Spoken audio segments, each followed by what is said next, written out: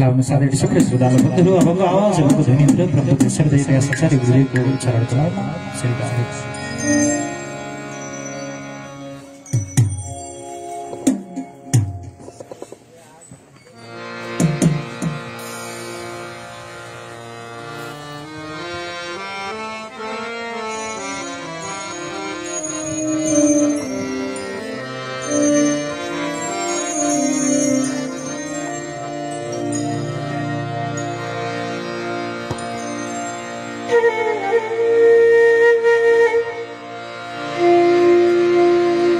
श्रीरानंद भगवान की जय, सच्चिदानंद भगवान की जय।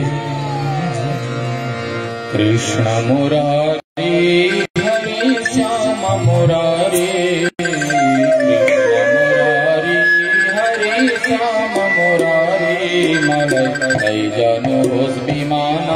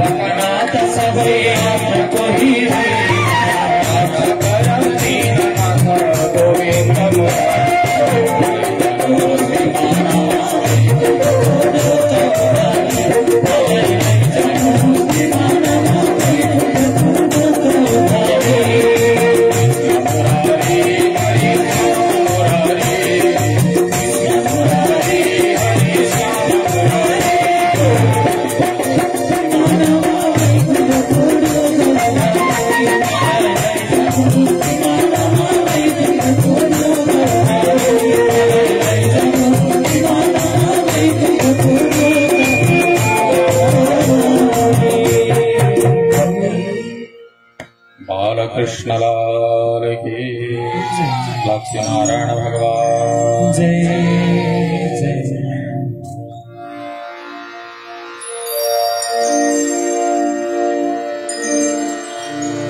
मैत्रेय कथयामेतत् शृणुष्व सुसमाहित स यथा ससर्जदेवोऽसौ देवादीन् अखिलान् विभो सृष्टिं चिन्तयतस्तस्य कल्पादिशो यथा पुरा अबुद्धिपूर्वकः सर्ग प्रादुर्भूतस्तमो मया। समादरणीय सज्जन वृन्दहरू,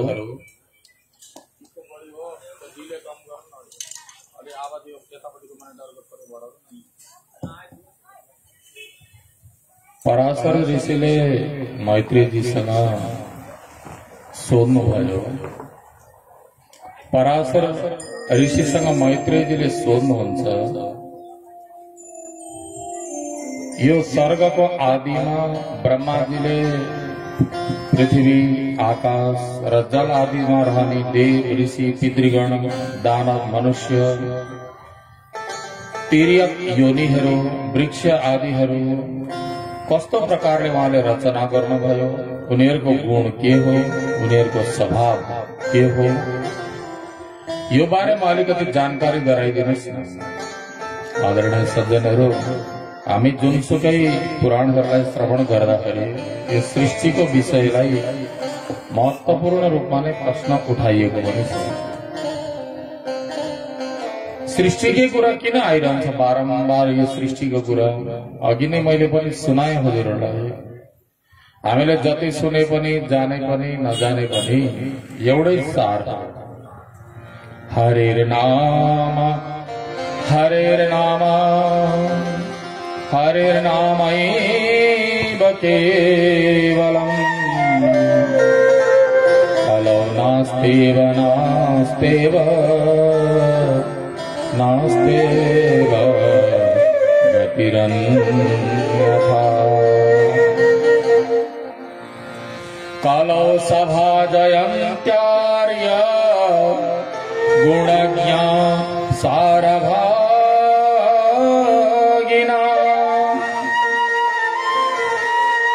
यत्र संकीर्तनेनैव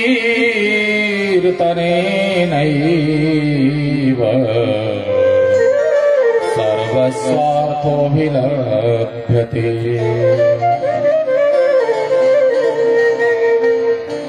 कलियुगमा भगवानको नाम नै स्मरण गर्नु अत्यन्त उत्तम हुन्छ। यो विषयमा महर्षि वेदव्यासजीलाई राम्रोसँग थाहा छ।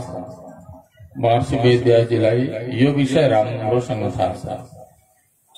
अघि नै मैत्रेयजीले पनि भन्नुभयो र पराशर ऋषिले पनि भन्नुभयो, मैले पढेको छैन भनेर को भन्छ? मेरो विपक्षीले मलाई भन्दै भन्दै यत्रो पढे लेखेको, वेदादि जानेको, धर्मशास्त्रलाई जानेका यत्र महान पुरुषले यो दुनिया प्रकारका व्याख्याहरू गरिरहनु भन्दा कलियुगका व्यक्तिहरूमा समय छैन भनेर नै वेद आदिलाई सरल भाषामा पुराण आदिमा व्याख्या गरिएको सिधा भनिदिएको भइहाल्यो।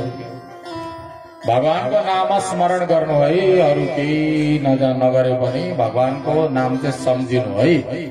यति कुरा सिकाइदिएको भएदेखि त सकिगयो, समय किन खर्च गर्नु पर्थ्यो।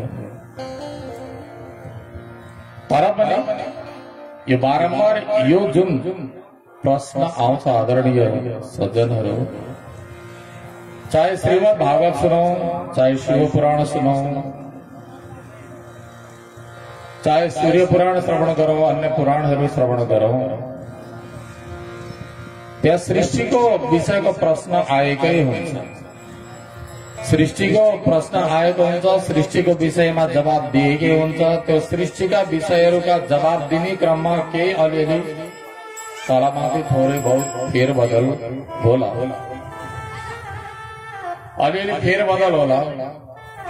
यही विष्णु भगवान को यो बराह भगवान को अवतार को विषय में या हिरण्याक्ष को प्रसंग विष्णु पुराण में यो पहिलो सर्गमा आएकै छैन आउँदैन सृष्टिका प्रकरणमा अलिअलि फरक पनि होला तर सृष्टि चाहिँ सृष्टि नै हो त्यो बारम्बार सृष्टि परीक्षित राजाले पनि सोध्नु भएको थियो सुखदेव स्वामीजीसँग मलाई यो सृष्टिको बारेमा भनिदिनुस् न त बारम्बार सृष्टि सृष्टि सृष्टि भनेर किन खोजिन्छ प्रश्नकर्ताले बारम्बार यो प्रश्न किन गरिरहन्छ रहस्यको सृष्टि भनेको सुरुवात ध्यान दिएर सुन्नु होला बाटोमा यात्रा गर्दा गर्दै कहिलेकाहीँ बाटो बिर्सिन्छ भनेदेखि कुन बाटो जाने कुन बाटो नजाने सम्भ्रम पैदा भयो भने हामी फेरि जहाँबाट हिँड्न सुरु गरेका थियौँ त्यही नै आउनुहोस्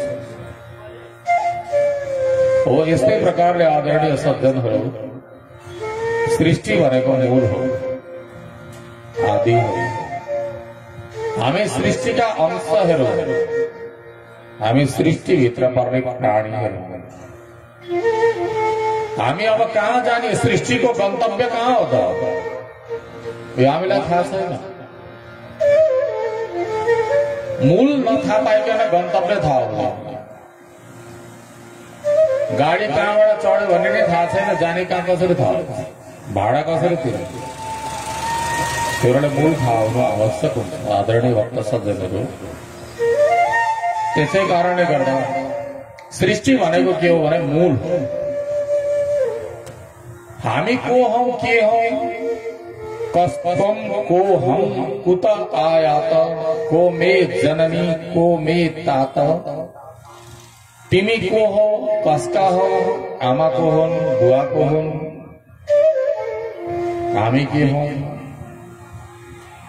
म जीव हो कि म आत्मा हो कि म परमात्मा हो कि म संसार हो कि संसार के हो संसार छोड्नु भन्छन् संसार जो जति आँखाले दृश्यमान यो जगत नै संसार हो छोडेर कहाँ जान्छ बिचरा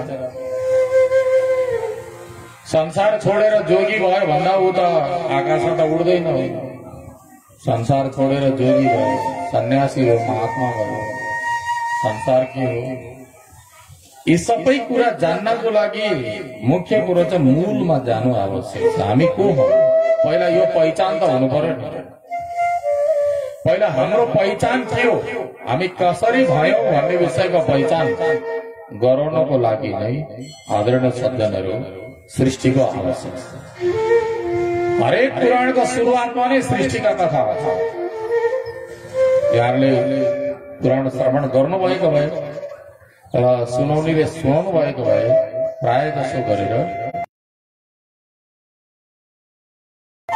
प्रभु कृपा आफ्नो संस्कारले कुनै एक विशेष गुरुज्यूले भन्नुभएको मार्गमा अनुसार अनि हामी हिँड्छौँ त हिँड्दा हिँड्दै पनि मनमा शंका पैदा हुन्छ कि वास्तव मोक्ष के त्यो हुनाले मूल नजानिकन मोक्ष मूल पहिला जान्नु आवश्यक हुन्छ त्यही मूलको विषयमा पुराणहरूले धेरै कुरा सिकाउँछ त्यो मूलको विषयमा चर्चा गर्दछ र ठूला बडाले अलिकति गल्ती गरिदिनाले त्योभन्दा पछाडिका परम्पराले कति दुःख पाउँछौं यी कुरा पनि हामीले यही पुराणहरूबाट श्रवण गर्न पाउँछौं हामीले बुझ्यौं होला आदरणीय सज्जनहरू हामी जुनसुकै पुराण श्रीमद् भागवतमा राजा परीक्षितजीले सुरुमा पनि उहाँले त्यही प्रश्न गर्नुभएको छ यो सृष्टि कसरी भयो भनेर तृतीय स्कन्धमा विदुर मैत्रेय संवाद सुरु हुन्छ विदुरजीले मैत्रेयजीसँग त्यही सोध्नुहुन्छ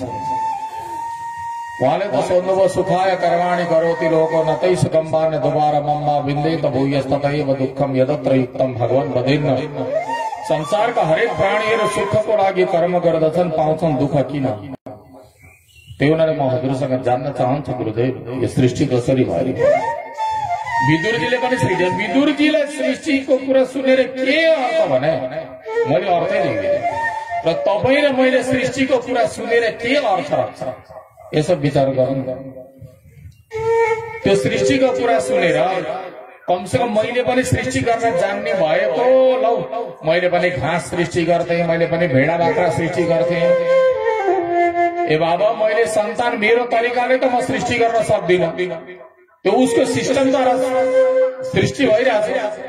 मैले चाहेर सृष्टि गर्ने भएदेखि त 1000, 2000, 2-4 लाख अहिले त भोटको जमाना छ।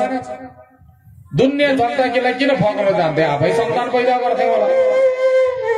एउटा मान्छेले कतिसम्म जान्नु होला, त्यो पनि उसको सिस्टममा। त हामीबाट सृष्टि हुन सक्दैन। हामी त सिस्टमको एउटा स्वरूप हो, एउटा भाग हो। भाग पनि होइन, प्रभाग हो, एउटा अंश हो। त्यो अंशमा जस्तो तरिकाको बनाइएको छ त्यो तरिकाले हामीले पालन गरेका मात्रै हो। पालन गर्छु भनेर गरे पनि होइन, आफै भएको।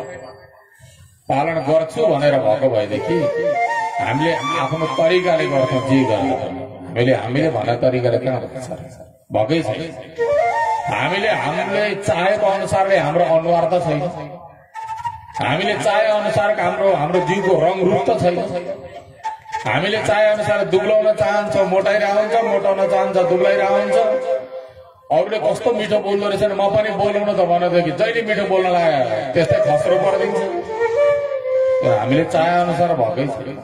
हामी त एउटा प्रभाग हौ, त्यो अङ्ग हो। त्यो सृष्टिका कथाहरू सुनेर विचारणीय कुरा कथाका एउटा अंश हो। तपाईँहरूलाई मैले त्यसको अर्को एउटा पाठको विषयमा चर्चा गरेको हो। सृष्टिका कुरा किन सुन्छ? सृष्टिका कुरा सुनेर हामीलाई हुन्छ के फाइदा, के हुन्छ त? सृष्टिका कुरा सुनेर तपाईँले नयाँ सृष्टि केही गर्ने हो, न तपाईँ ब्रह्माजी हुने हो, न तपाईँ पालन विष्णु नै बन्ने हो, न तपाईँ संहारक शङ्कर नै बन्ने हो। जब तिनटै बन्ने होइन त्यो सिधै भगवानको नाम उच्चारण गर भनेर सिकाएर सिद्धिको। त्यसका लागि ब्रह्माजीले यस्तो गर्नुभयो, गाई बनाउनुभयो, घोडा बनाउनुभयो, गोरु बनाउनुभयो, गधा बनाउनुभयो। बनाउने बेला उहाँले बनाउनुभयो, हामीले टल्ल हेर्न पाइरहेछौँ। भइहाल्यो, सकिएको। कति सुन्नु त्यही कुरा, सिधै कुरा भगवानले रचना गर्नुभयो भने त भइहाल्यो। यो सबै भगवानको सृष्टि भने त भइहाल्यो। फेरि प्रभाग मिलाएर यस्तो यस्तो यस्तो यस्तो यस्तो यस्तो यस्तो यस्तो गरेर रचना गर्नुभयो भनेर त्यो सबैको डिपार्ट छुट्टै छुट्टै छुट्टै तरिकाले भनेको छ। त्यति मात्रै भनेको छ र? अर्को पुराणको आश्चर्य लाग्दो कुरा गोविन्द भगवान कि ध्यान दिएर सुन्नु होला। पुराणको अर्को एउटा आश्चर्यको पाटो छ। त्यो पाटो के छ भनेदेखि वंशमा नन्द राणी छ। त्यहाँ वंशावलीको बारेमा वर्णन हुन्छ। सूर्य वंश, चन्द्र वंश, यदु वंश, यस्ता रघु वंश, यी विभिन्न प्रकारका वंशका बारेमा वर्णन छ। यो वंशमा यो राजा भयो, उसका छोरा यो भयो, उसका छोरा यो भयो, उसका छोरा यो भयो, उसका छोरा यो भयो। ए बाबा ती छोरा भए गए, हामीले सुनेर के हो? हामीले सुनेर के हो? यो धेरै यो भित्र त्यत्तिकै व्यर्थ पुराणमा वर्णन हुँदैन। आदरणीय सज्जनहरू, रहस्य के भनेदेखि हामी जहाँ यात्रा गर्न जाँदैछौँ हामी रुमल्लिसकेका हुनाले पहिला मूल ज्ञान हुन्छ। हामी को हौं, हामी कहाँबाट आयौं र हाम्रो यात्रा कहाँसम्मको, हामी कुन परम्परामा हुर्किएको, हाम्रा कुल के हो, हाम्रो खानदान के हो। सुनारको छोरालाई सुनको काम दियो भने सजिलैसँग उसले निष्पन्न गर्छ। ब्राह्मणको छोरालाई वेद पाठ गर भन्यो भने सजिलैसँग गर्न सक्छ। संगीतकारको सन्तानलाई यदि संगीतको बारेमा थोरै बहुत सोध्यो भने गाउन उसले जानेन भने पनि कहिले गाएको ठिक भयो कि भएन भनिदिन्छ। गाउन संगीतकारको सन्तानले पनि यदि जानेन भने उसले भनिदिन्छ। त्यो जिनमा आएको हुन्छ त्यो संस्कार। त्यस्तै प्रकारले हाम्रो कुल के हो, हाम्रो खानदान के हो, हाम्रा पूर्वज के हो, यो कुलको बारेमा, सृष्टिको बारेमा यदि हाम्रा पुराणहरूले भनेको भएदेखि चार्ल्स डार्विन जस्ता वैज्ञानिकहरू पैदा भएर त हामीलाई भनिसके त हामी त रामा पितेकसका सन्तान, हाम्रा पूर्वजहरू ढेडो बाँदर थिए भनेर भनिदिइसके त। हामी त कसका सन्तान रे भन्दा ढेडो र बाँदरका सन्तानको धन्न पुराण छ, धन्न हाम्रा धर्मशास्त्रहरू छन्, जसको कारणले गर्दाखेरि हाम्रा पूर्वजहरू न ढेडो हुन्, न बाँदर हुन्, न पशु नै हुन्। हाम्रा पूर्वजहरू भगवान नारायण हुनुहुन्छ, परब्रह्म पूर्ण परमात्मा नै हुनुहुन्छ भने ग्यारेन्टी के छ त भन्दा पुराण हेर, इतिहास हेर। अब हामीले पुराण हेर्दा के पाउँछौँ भनेदेखि हामी सबै पाउँछौँ मनुष्यको सुरुवात कहाँबाट? मनुष्य केवल गर्भबाट मात्रै जन्मिन्छ कि गर्भभन्दा बाहिर संकल्पबाट पनि जन्मिन्छ? ईश्वरको सृष्टि मैथुनी मात्रै हुन्छ कि अमैथुनी पनि हुन्छ? पुरुष स्त्रीको संयोगले मात्रै सृष्टि हुन्छ कि पुरुष स्त्रीको संयोग बिना पनि सृष्टि हुन्छ?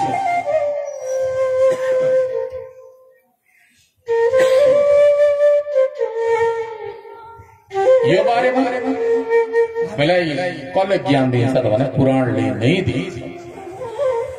मैथुनी सृष्टि मानेको स्त्री पुरुषको सम्बन्धद्वारा पैदा हुने मैथुनी सृष्टि, स्त्री पुरुषको सम्बन्ध बिना पैदा हुने अमैथुनी सृष्टि। अब रुखहरू पैदा हुन्छन् कहाँ स्त्री पुरुषको सम्बन्ध हुन्छ? ती पनि चेतन प्राणी नै। जुम्राहरू हाम्रो कपाला फुक्क उम्रिन्छन्, कहाँ उनीहरूले जुम्राले ढ्याङ्ग्रो बजाएर बिहे गरेर पैदा भयो? उडुस पैदा हुन्छ। तिनीहरूले कहाँ चन्द्रडिगापुरको जेन्स उडुस चाहिँ विराटनगरमा गएर अर्को उडुसनीसँग बिहे गरेको थाहा हुँदैन कहीँ पनि, यस्तो देखिँदैन। बिच्छी पैदा हुन्छ गोबरहरूबाट, फोहोरबाट पैदा हुन्छ। सबै मैथुनी सृष्टि हुन्छ भन्ने जरुरी पटक्कै छैन। मैथुनी सृष्टि अधिकांश रूपमा मैथुनी सृष्टि पछाडि चल्यो। नरनारायण भगवानले तपस्या गरिरहेको बेलामा कामदेव आदि आएर उनलाई तपस्या भङ्ग गराउन खोजेको अवस्थामा नरनारायण भगवानले आफ्नो तिग्रा पड्काइदिनु भयो। ए इन्द्रादि देवताहरू, तिमी सुन्दरी अप्सराहरू हामीलाई मोहित गराउन किन पठाउँछौ? त्यस्तै सुन्दरी अप्सरा त हाम्रा तिग्रामा छन् भनेर तिग्रा पड्काएर तिग्राबाट राम्री राम्री अप्सरा निकालिदिनु। उरु भनेको जाङ, त्यो जाङबाट तिग्राबाट प्रकट भएकी हुनाले उर्वशी भनियो। उर्वशी अप्सरा स्वर्गमा सबैभन्दा सुन्दरी थियो। जसको तिग्रा पड्काउँदै तरुणीहरू निक्लिन्छन् भनेदेखि त्यस्तोको अगाडि तरुणीलाई नाच्न लगाएर हामीलाई मोहित गर्न खोज्दछौ। कामदेव लज्जित भए, इन्द्र लज्जित भए, गए फर्के। अब उर्वशी तिग्राबाट प्रकट भएकी अयोनिज कसैको गर्भबाट। यस्ता अयोनिजहरू थुप्रै छन्, स्त्री पुरुषकै सम्बन्धबाट पैदा हुनुपर्ने भन्ने होइन। त यसबाट के हो भने हाम्रो हैसियत के हो, हामी कस्तो परम्परामा जन्म्यौं, यो संसारको हैसियत के हो? ऐना हेर्दा आफ्नो प्रतिबिम्ब देखिन्छ भनेर नजान्दाखेरि घरमा झगडा भएको कथा त हजुरहरूले सुन्नुभयो कि? पहिले पहिलेको जमानामा ऐनामा चाहिँ आफ्नो अनुहार भर्खर भर्खर ऐना निक्ले। अब एउटा पुरुषले गएर बजारबाट यसो ऐना किनेर ल्याएछ, घरमा भनेन कि यो ऐना हेर्दा आफ्नै मुख देखिन्छ भनेर भनेन। घरमा ल्याएर टाँगेर राख्यो, उसकी श्रीमती आएर यसो हेरेको त ए मेरो बुढो बजार गएको छ, कुन चाहिँ तरुणीको फोटो ल्याएर राख्यो, मेरो अनुहार जस्तै छ। अनि सासूलाई गएर भनेछ, सासू आमा तपाईको छोरो हिजो बजार गएको बिग्रेर आयो, हेर्नु त म जस्तै अर्को सौदा ल्याएछ। यसो आएर कहाँ भन्दा हेर्नु न त्यहाँ फोटो राखेको छ। सासूले आएर यसो हेर्छन्, आफ्नै अनुहार जस्तो। छोरो त लास्टै बिग्रेछ, आमा पनि भन्दै भयो त घरमा कवि सक्नै भयो। जसलाई जो ऐनाको अगाडि बेहुले त्यही प्रतिबिम्ब देख्छ हो, त्यस्तै प्रकार जसरी त्यो सम्भ्रमलाई हटाउनको लागि ऐनाको अर्थ यो हो भनेर बुझेपछि ऐना जसको अगाडि राख्ने पनि केही दुःखदायी हुँदैन। त्यस्तै प्रकारले यो सृष्टिको र अर्को वंशको कुराहरू जुन छ यो जान्नाले हामीलाई थाहा हुन्छ। डाक्टरका जाँदा पनि सुगर भएको रहेछ, ब्लड प्रेसर भएको रहेछ, मुटुको रोग रहेछ भनेदेखि डाक्टरले सोध्छ नि त तपाईको बुवालाई थियो यो बिमारी, तपाईको पूर्वजहरू एक दुई पुस्ता अगाडि थियो कि थिएन भनेर सोध्छ। त्यो जिनमा आउँछ कि हो, हामी पनि वंश परम्परा, हामी कसका सन्तान? हामी पशुका सन्तान हौ। पशुको जस्तो व्यवहार हुन्छ हामीबाट। हामी पशु जुनीबाट आएका हौ, हाम्रा व्यवहार पशु जस्तै हुन्छ। हामी देव जुनीबाट आएका हौ, देवता जस्तो व्यवहार हुन्छ। अत्यन्त रोषा कटुका छ वाणी, जो नरकबाट आएका छ भनेदेखि उसको वाणी कठोर हुन्छ, उसको वाणी कडा हुन्छ। नम्रता हुँदैन, सहयोगको भावना हुँदैन। जो वास्तवमा नम्र छ, देवलोकबाट आएका हुन्छ, मनुष्यलोकबाट मनुष्यबाट फेरि जन्म पाएर आएका हुन्छ। यो सबै कुल नाली बेली हाम्रा लक्षणहरू यो सृष्टिको क्रमद्वारा र वंश मन्वन्तरहरूको जुन कथाहरूद्वारा प्रसङ्गद्वारा हामी बुद्ध छौँ। हामी वास्तवमा नै भगवानका सन्तान हो। हामीले हाम्रा पूर्वजहरूलाई खोज्दै जाँदा हामीले अन्तिममा के पाउँछौँ त भनेदेखि अन्तिममा एउटै नारायण भवानेक शिष्यते शेष संग। एउटै त्यो नारायण, एउटै त्यो परब्रह्म, एउटै त्यो ज्योति, एउटै त्यो शक्ति छ जसबाट उनको संकल्पद्वारा यो सारा जगतको विलास भएको र यसलाई संहार पनि उनैमा। जसरी माकुराले आफ्नो जालो फैलाउँछ फेरि आफैमा लीन गर्दछ, त्यस्तै प्रकारको त्यो परमात्माको विलास हो यो जगत। त्यति मात्रै चिन्तन हामीमा भयो भने पनि दुःख नै छोड्छ। मलाई दुःख भइरहेछ, यो ईश्वरको विलास, उसको विलास हो। उसले हामीलाई दुखी हुने डिपार्ट दिएको छ, त्यो दुखी हुने डिपार्ट कहिले निभाइरहेछ, भोलि त्यसले निभाउँछ। जस्तो कुनै पनि नाटक गरिन्छ भनेदेखि त्यसमा केही पात्रहरूले सबै अभिनयहरू गरिसकेका हुन्छ। त्यो केही पात्रले सबै अभिनय किन गर्दछन् त? त्यही एउटा पात्र हो, त्यसले एउटा अभिनय गरेको हुन्छ। त्यो अभिनय सिद्धिने बित्तिकै अर्को सुरु त्यसले गरिहाल्छ। एउटै व्यक्ति उसलाई त्यो अभिनयको जिम्मेदारी, यो अभिनयको जिम्मेदारी, त्यो अभिनय हामी गरिरहेका हुन्छौँ। यो बुझ्छौँ त के रहेछ? हाम्रो मूलको ज्ञानले र हाम्रो वंश र हाम्रा कुलहरूको, हाम्रा पूर्वजहरूको ज्ञान, यो दुईटा कुरा हामीलाई ज्ञान हरेक पुराणमा गराउँदछ। वास्तविक कुरो चाहिँ यही नै। ब्रह्माजीले पनि सृष्टि गर्ने बेलामा उनलाई पनि मैद अरे सृष्टि गर्नेहरू को छ र भनेर अलिकति लापरवाही भएछ उहाँको जीवनमा। अनि त्यो अलिकति लापरवाहीले गर्दाखेरि ब्रह्माजीले यो जगतमा भएका जीवहरूको कल्याणको लागि नै सिर्जना गरेर चान्स दिन खोज्नु भएको हो, तर चान्स दिँदा गडबड गरिदिनु। विष्णु पुराण भन्दछ सृष्टिं चिन्तयतस्तस्य कल्पादिषु यथा पुरा अबुद्धिपूर्वक सर्ग प्रादुर्भूतस्तमोमय। ब्रह्मा भगवान नारायणबाट प्रकट हुनुभएको, त्यस्तो प्रकट भएको ब्रह्माले अलिकति अबुद्धिपूर्वक असावधानीको कारणले गर्दा उहाँले सृष्टि गर्नुपर्ने सत्वगुणमय सृष्टि गर्नुपर्ने, जुन सृष्टि सत्वगुणमय गरिदिएको भएदेखि अहिले हामी तपाईँहरू कोही कसैसँग झगडा गर्दैनथ्यौँ, कसैलाई आपत्ति विपत्ति हुँदैन थियो। तर उहाँले तमोमय अज्ञानताको सृष्टि गर्नु, त्यसलाई पञ्च पर्व भनिन्छ। जुन पञ्च पर्वमा के प्रकारको भन्दा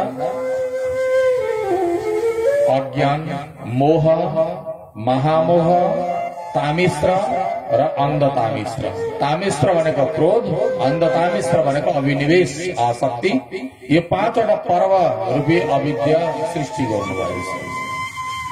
विद्या अमृतमस्नुते, विद्याद्वारा अमृत पाउनुपर्ने अविद्याको सिर्जना गर्नुभयो। अनि त्यसबाट के सृष्टि भयो त? या ब्रह्माजीलाई के पराशरजीले मैत्रेयजीलाई भन्नुहुन्छ, त्यस पछाडि गएर के सृष्टि भयो भने त्यो पञ्च पर्व 5 प्रकारको जुन सृष्टि गर्नुभयो, तामिश्र अन्धतामिश्र नाम गरेको, त्यहाँबाट चाहिँ तिनीहरूलाई यसो सम्झेदा अब ठुला बडाका ठुलै काम अर्को सृष्टि भएछ।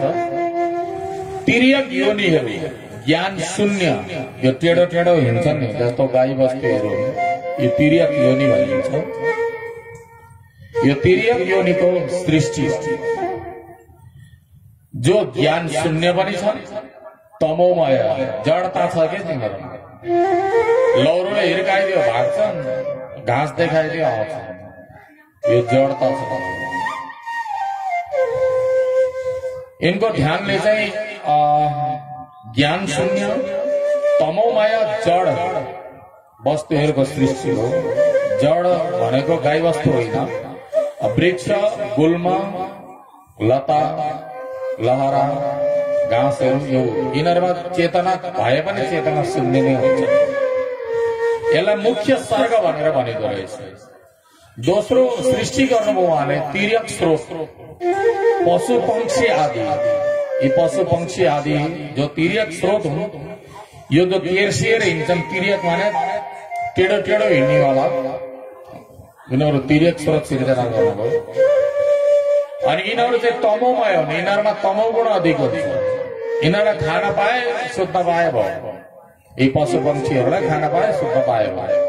उनीहरूलाई चाहिँ हाम्रो उड्ने छोरी छ कि छैन, घर बनाउनु पर्छ कि पर्दैन, यी सबै केही चिन्ता यिनीहरूलाई हुँदा पनि हुँदैन। सम्बन्ध विस्तार गर्नुपर्छ कि पर्दैन, छोरी जोइ नाति नातिना यो सबै राख्नु पर्छ कि पर्दैन, मतलबै छैन।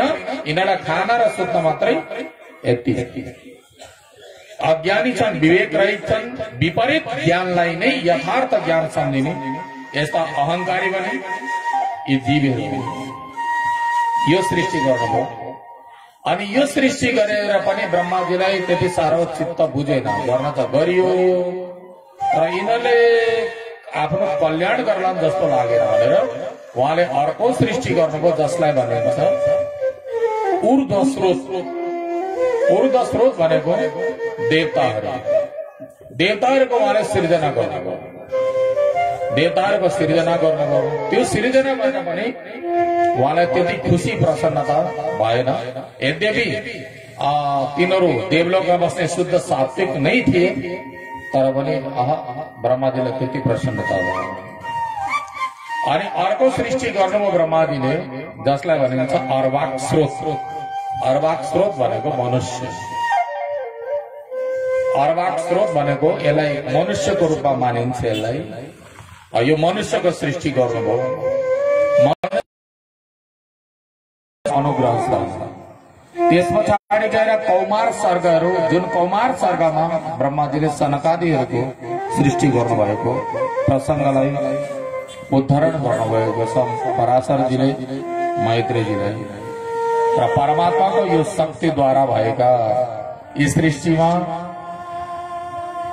विभिन्न प्रकारका सृष्टिहरू ब्रह्माजीले एउटा रजोमात्रात्मक शरीरलाई धारण गर्नुभयो। त्यो रजोगुणात्मक शरीरलाई धारण गर्दाखेरि ब्रह्माजीबाट भोग प्यासहरू पैदा भयो। त्यो भोग प्यास पैदा भएपछि त्यो भोग प्यासले नै ब्रह्माजीलाई खाना दौडियो। त्यो खाना दौडेपछि अब के गरौं अनि ब्रह्माजीले नै खाना दौडेछ। ब्रह्माजीले नै नै नै रक्ष रक्ष रक्ष, यस्तो नगर मैवम भो रक्षतामेष यही रुक्तम राक्षसास्तु यही। यसो गर्नुहुन्न, रक्षा गर भनेर भन्नुभएको। ती जति प्रकट भएका थिए भोगप्यासले दौडेका, तिनीहरू राक्षस भए। अनि जसले जहिले त नखा म खान्छु भनेर दौडे, तिनीहरू यक्ष भए। अनि ब्रह्माजीको कपालबाट ब्रह्माजीकोले यो अनिष्ट भइरहेको देखेर ब्रह्माजीको कपाल झरेछ। त्यो कपाल टाउकोबाट झरेछ। अनि जुन कपालहरू झर्न भुइँमा झरे, तिनीहरूको नाम अहि भन्ने भयो। अहि भन्ने नाम परेछ। अनि जुन झरेर भुइँमा पुगेनन्, तिनीहरू सर्पको रूपमा नामकरण भयो। ब्रह्माजीको छातीबाट भेडा, मुखबाट बाख्रा, पेट र कमरबाट गाई, गोडाबाट घोडा, हात्ती, गधा, वनगाई, मृग, ऊँट, खच्चर, यी पशुहरू चाहिँ ब्रह्माजीको शरीरबाट यी प्रकट भए, कमरबाट प्रकट भएको बताइन्छ।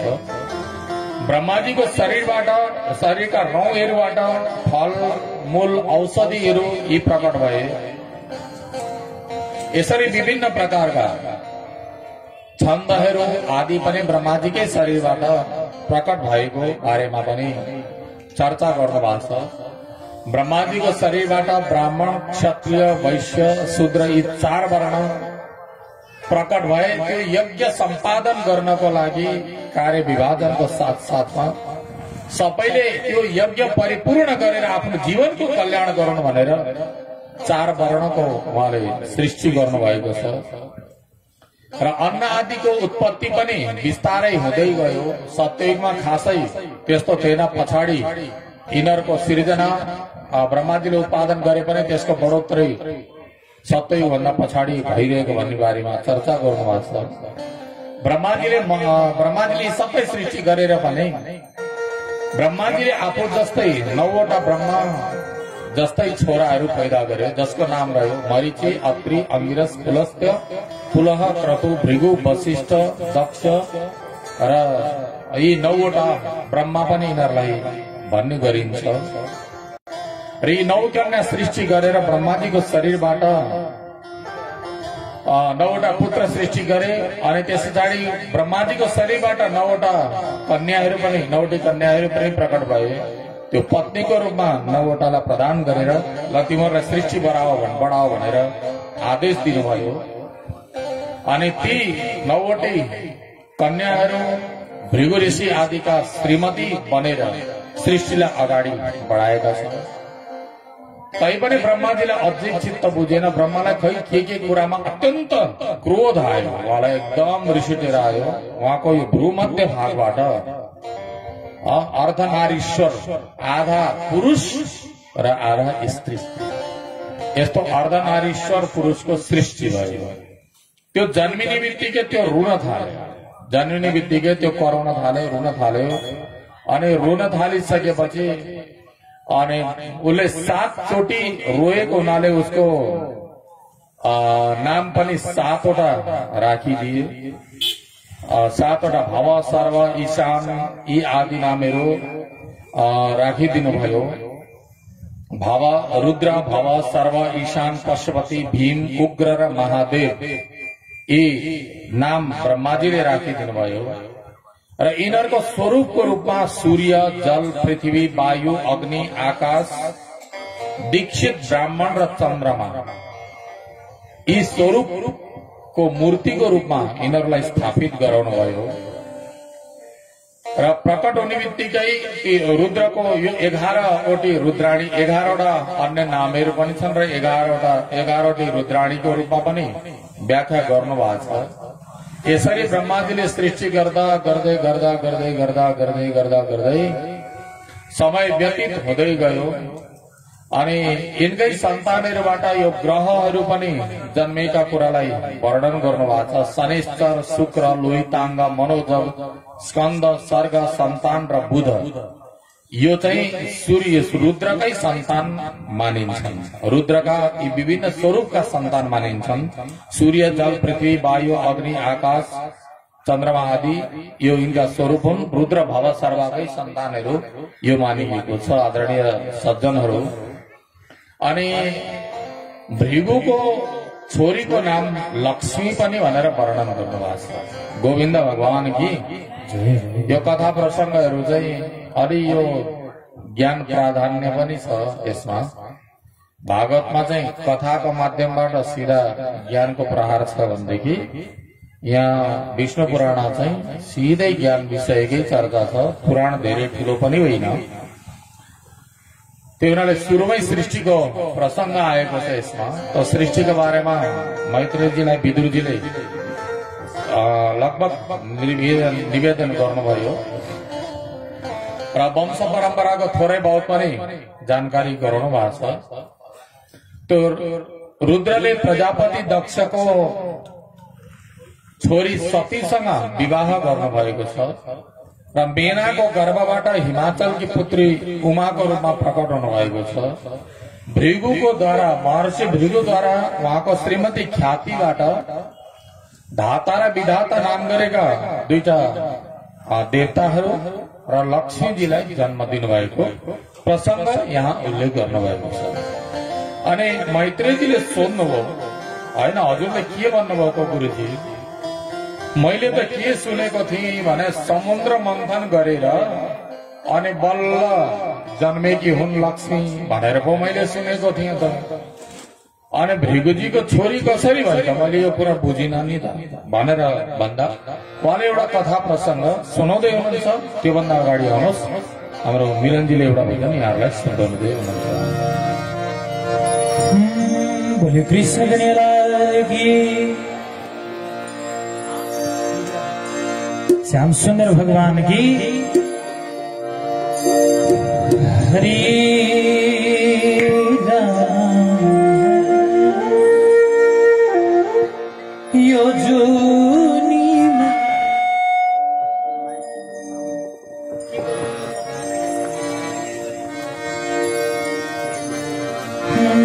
यो जुनीमा हे कृष्ण जे पार छौ पार। नाचो है सबैजना भक्तहरू।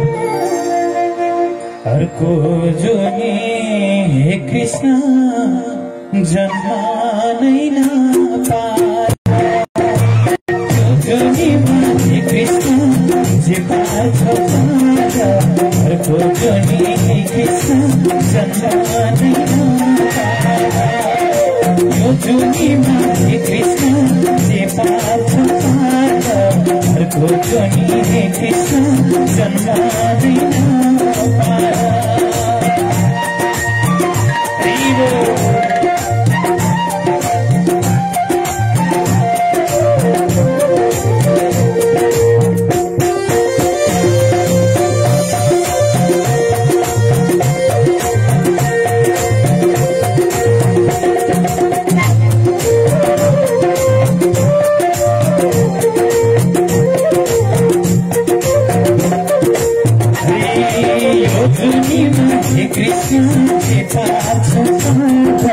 अर्को जुनी हे कृष्ण जन्म नै नपार।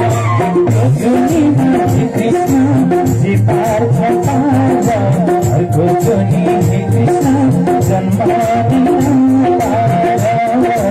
अर्को जुनी हे कृष्ण जन्म नै नपार। अर्को जुनी हे कृष्ण जन्म नै नपार। यो जुनीमा हे कृष्ण जे पार छौ पार। अर्को जुनी हे कृष्ण जन्म नै नपार। अर्को जुनी हे कृष्ण जन्म नै नपार। अर्को जुनी हे कृष्ण जन्म नै नपार। हरि यो जुनीमा हे कृष्ण जे पार छौ पार। माथि पर्यो मृग थली हरियाली बन। यो जुनीमा हे कृष्ण जे पार छौ पार। कृष्ण जी को दर्शन करे शान्ति हुन्छ मन।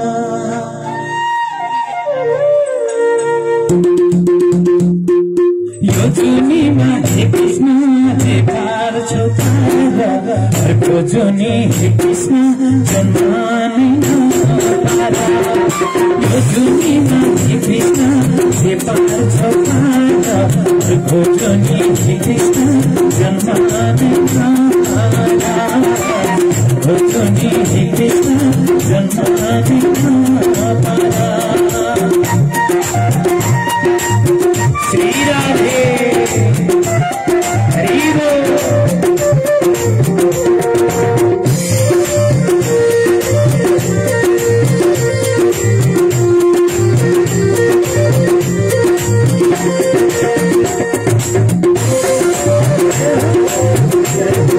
श्री राधे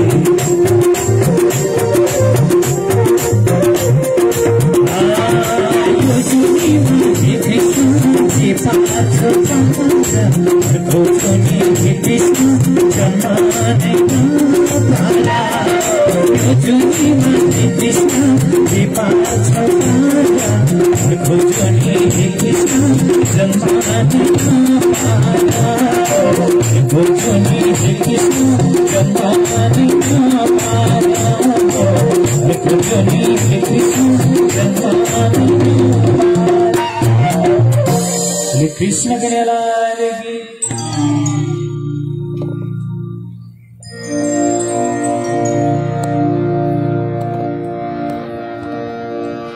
इदं च शृणु मैत्रेय यत्पृष्टोऽहमिह त्वया श्रीसम्बन्धं मया पृथक् श्रुतमासीन्मरीचितः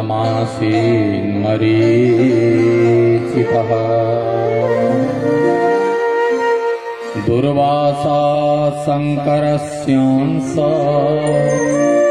चचार पृथिवीमिमाम् सददर्श स्रजं दिव्याम् ऋषिर्विद्याधरी करे। समादरणीय सज्जन महानुभावहरू, एकचोटि दुर्वासाजी यो पृथ्वीमा घुम्दै घुम्दै भ्रमण गर्यो। साधु संत ऋषि महर्षिहरूको यो धराधाममा भ्रमण लोक कल्याणको लागि नै हुन्छ। भगवान भवतो यात्रा स्वस्तये सर्वदेहिनां कृपणानां यथा पित्रोरुत्तम श्लोक दर्शनम्। दुर्जनहरूको यात्रा शोषण गर्न र दुःख दिन हुन्छ र सज्जनहरूको यात्रा अरूलाई सुख दिन, आनन्द दिन र लोक कल्याणको लागि उनी गर्दछ।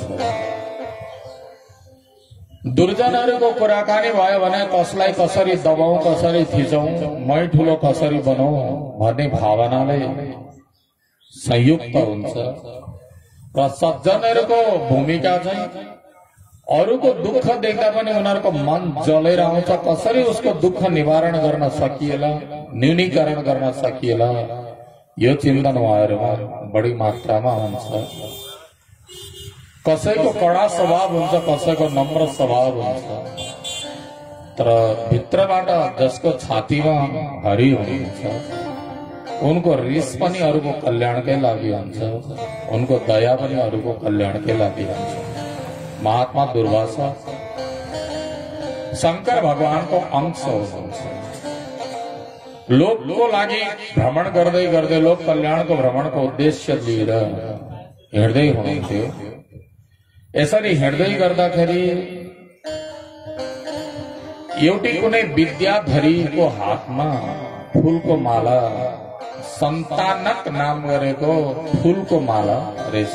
त्यो सन्तानक भन्ने फूल मलाई स्मरण भएन नाम के हो भनेर, कुनै पुष्प विशेष होला। त्यो दिव्य माला देखेर उहाँलाई चाहिँ त्यो माला लिउँ लिउँ लिउँ जस्तो लाग्यो, किनकि कुनै कुनै माला यति राम्रो तरिकाले बनाएको हुन्छ, सुगन्धित हुन्छ, लाउँदा पनि खुसी हुन्छ, हेर्दा पनि खुसी हुन्छ, छुँदा पनि खुसी हुन्छ। दुर्वासाजीले जब त्यो माला त्यो विद्याधरीसँग माग्नु भएछ, देवी मलाई तिमीले यो लिएको माला अत्यन्त राम्रो लागेको छ, यो मलाई एकदम राम्रो लागेको छ, कृपया मलाई यो माला दिन्छौ त अनुरोध गर्नुभयो। त्यो माला पाइसकेपछि त्यो मालालाई दुर्वासाजीलाई उनले प्रणाम गरेर त्यो माला दिनुभएछ। विद्याधरीले दिएको मालालाई त्यो पाएर उनी पनि एकदम प्रसन्न भइन्। आज मैले उनीको माला कुनै सन्तको काम आयो, कुनै सज्जनको काम आयो भनेर उनी खुसी भएर प्रणाम गरेर गए।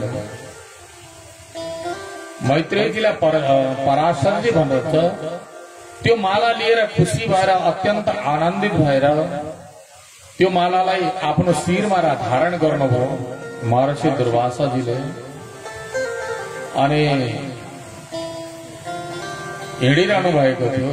संयोगवश इन्द्र पनि ऐरावत हात्तीमा चढेर पृथ्वी भ्रमण गर्नको लागि निक्लेका रहेछ, पृथ्वीतिर आउँदै रहेछ। इन्द्रलाई देखेर दुर्वासा ऋषिलाई के लाग्यो भने मैले त लगाएँ, मैले यसको आस्वादन लिएँ, तर यो इन्द्रलाई यो दियो भने इन्द्र कति खुसी हुन्छ होला। यो लागेर इन्द्रले के गर्नुभयो भनेदेखि इन्द्र आइरहेको थियो ऐरावत हात्तीमा, अनि दुर्वासा ऋषिले इन्द्र प्रति कृपा गरेर त्यो माला इन्द्रलाई दिनु, इन्द्रको गलामा लगाइदिनु हो होइन। अनि इन्द्रको गलामा लगाइदिनु हो। इन्द्रले पनि त्यो लाएर कमसे कम धन्यवाद ज्ञापन गर्नुपर्छ। आफूभन्दा ठुला बडाले दिएको कुरा कहिले पनि फ्याक्कै अनादर गर्नुहुन्न। कहिले कि आमा बुवाले दया लागेर ला छोरा यो खा भनौँ न, खाना ला बाबु यो ला तेरो लागि आज मैले यसरी किनेर ल्याएको लादिनी यस्तो पनि ल्याउने र झर्किनु हुन्छ क्या सन्तानको। कुनै कुनै धुन्धुकारी सन्तानको यस्तो बानी हुन्छ। त्यसो गर्नु त्यो आमाले त्यो बुवाले मेरो सन्तान बिचरा त्यो सानो हुँदा च्याँ गरेर हुँदा पनि रातिको 12 बजे भनेन, दिउँसोको 12 बजे भनेन मेरो बच्चा बिमारी भयो, मेरो बच्चा रोगी भयो, यसलाई गाह्रो होला कि भनेर आफूले सुते पनि नसुते पनि उठे पनि नउठे पनि हिँडे पनि नहिँडे पनि जुन बेला पनि त्यसैमा ध्यान गरेर हुर्केला, पढ्ला, लेख्ला, विद्वान होला, ज्ञानी होला, मैले गर्न नसकेको काम राम्रो काम सन्तानले गर्लान् भन्ने आशा गरेको हुन्छ नि त आमा बुवाले। जसका आमा बुवाले पनि त्यही नै आशा गर्ने। कुनै पनि आमा बुवाले आफ्नो सन्तानलाई फटाओस्, ड्रगिस्ट होस्, शोषकी होस्, सामन्ती होस्, अत्याचारी होस्, दुराचारी होस्, अनाचारी होस्, धुन्धुकारी 420 होस्, यसको लागि कसैले पैदा गर्दैनन् सन्तान। यसको लागि पैदा गर्दैन कसैले। चोर नै किन नहोस्, यदि ड्रगिस्ट नै रहेछ, नसावाला नै रहेछ भने पनि आफ्नो सन्तानलाई त्योबाट टाढा राख्नुपर्छ। बहुत चुरोट खानेवाला रहेछ भने पनि सन्तानलाई चाहिँ नखाइदियो हुन्थ्यो, बाबु खानु हुँदैन भनेर नै सिकाउँछ। तो आफ्ना आमा बुवाले दिएका वस्तु, आफूभन्दा ठुला व्यक्तिले दिएको चिजहरू, कुनै सज्जनले दिएको वस्तु चित्त बुझेन भने पनि तुरुन्तै प्रतिकार गरिहाल्नु हुँदैन। त्यो दुःखमा जाने खाडा दिइहाल्नु भने आहा कति राम्रो दिनुभयो, धेरै धेरै धन्यवाद, कृतज्ञता ज्ञापन गर्दछु। कमसे कम दिएपछि उनलाई खुसीको महसुस होस्। ऊ त तपाईँ तिम्रो चेहराको खुसी हेर्न बोले आएर दिएको त उसले, आमा बुवाले त सन्तानको चेहराको खुसी हेरेर आनन्दित हुनु दो नि, नभएदेखि त्यो दिएर त उसको बिचराको आफ्नै पैसा खर्च भइरहेछ, किन दिन्थ्यो र? त्यही खुसी हेर्न भनेर ल्याएर दियो। सन्तान चाहिँ निचोरिएको कागती जस्तो गरेर मुख पारेर हिँड्ने गर्नु, यसो कहिले गर्नु। त्यति मात्रै होइन आदरणीय सज्जनहरू, कुनै सज्जनले कुनै वस्तु दिइहाल्नुभयो भने पनि आफूलाई चित्त बुझ्दैन, आफूले खानु हुँदैन, आफूले लिनु हुँदैन, नै नै नै भन्नु पर्दैन। ठिक छ लिनु, श्रद्धापूर्वक राख्नुहोस्, मन नदुखाइदिनुहोस्। जब उनले दिएर उनले खुसीको अनुभूति गरे, त्यो वस्तु आफूमा प्रयोग आउने रहेछ भने प्रयोगमा लिनु, प्रयोगमा आउने रहन्छ भने पछि कसैले दिए पनि राम्रै कुरा हो।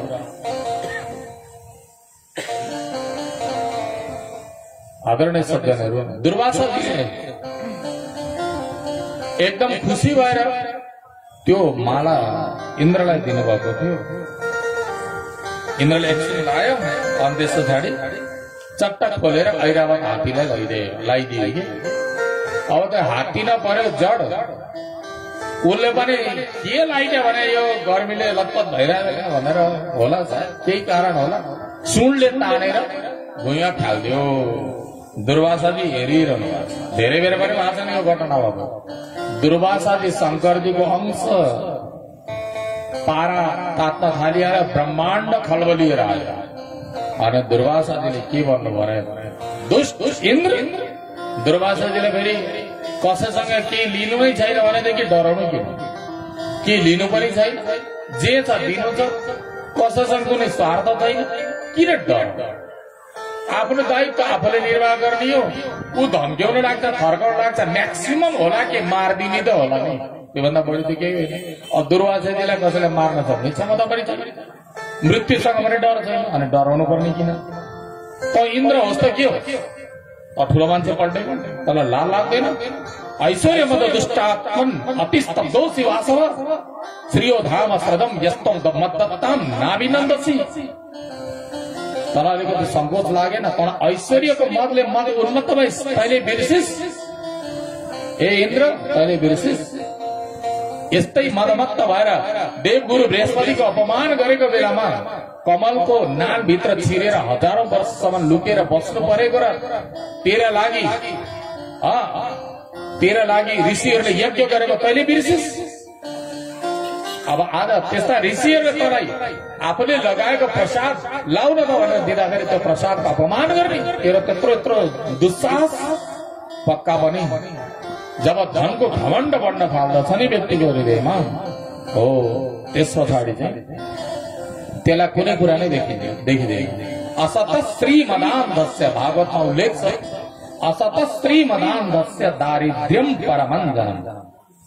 श्रीमत धन सम्पत्तिको मदले जसको आँखाले जब देख्न छोड्छ नि, हो त्यसको आँखालाई ठिक गर्ने दवाई के त भने दरिद्रता रूपी गाजर, दरिद्रता रूपी गाजर।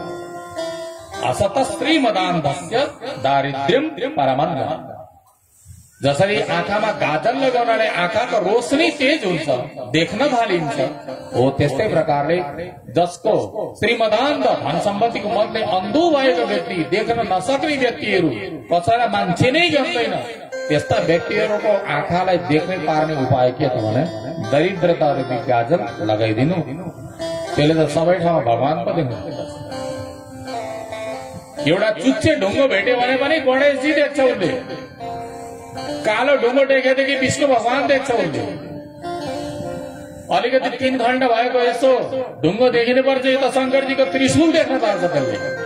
तर त्यही व्यक्ति जब धन सम्पत्तिले युक्त हुन्छ, मनले भगवानै अगाडि आयो भने पनि पौण्ड्रक जस्तो, दुर्योधन जस्तो, ओए नौटङ्की यो विराट स्वरूप भनेर हामीलाई जादु देखाउनु पर्दैन, के जादु देखाउनु पर्दैन, हामीलाई थाहा नभएको हो र यस्तो जादु गरेर यहाँ दुनियाँ छन्, दुर्योधनले भनेको होइन र।